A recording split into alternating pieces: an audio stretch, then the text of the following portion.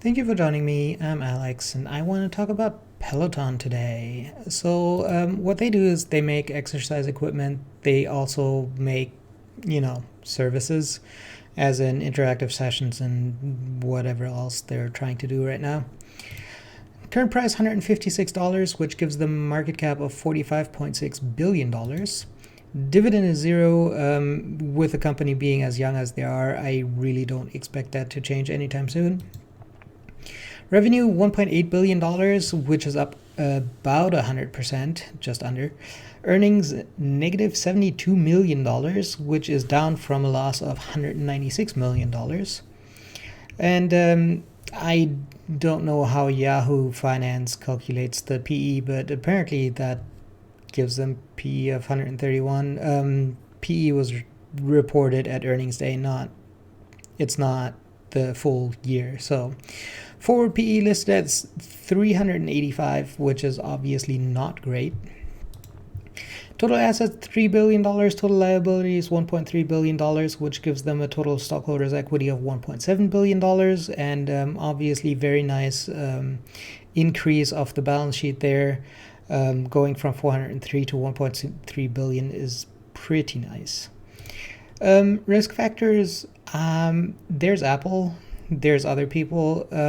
Overall, Peloton being the company that's disrupting and fairly new, so there's not really a whole lot of disruption going on behind them, I guess.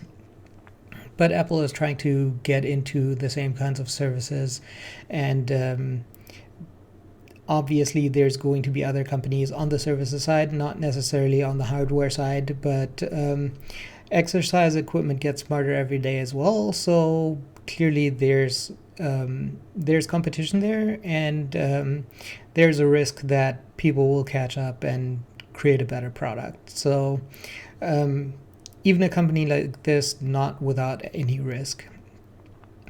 So one thing to note for the revenue, it's the 3 years in a row of basically 100% growth, which obviously is amazing. And if they could keep that going, that would be very nice for the future.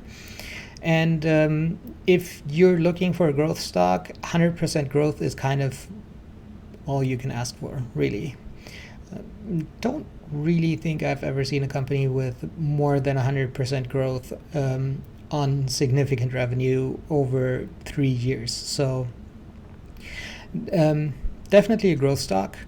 And obviously dividend investors are out, and value investors are not going to be okay with a PE of 385. So value investors are also out. So for a growth investor, 100% growth is pretty amazing.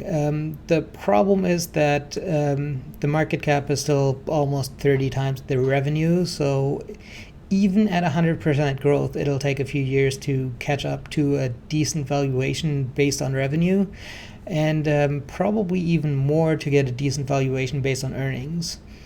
With that said, if they can keep things growing at the current rate, and if they can get away from the competitors without much harm there, this does look like a very interesting stock. I did a fairly quick analysis when the price was at like $20, and I didn't recommend it then. I'm not sure if I would recommend it now.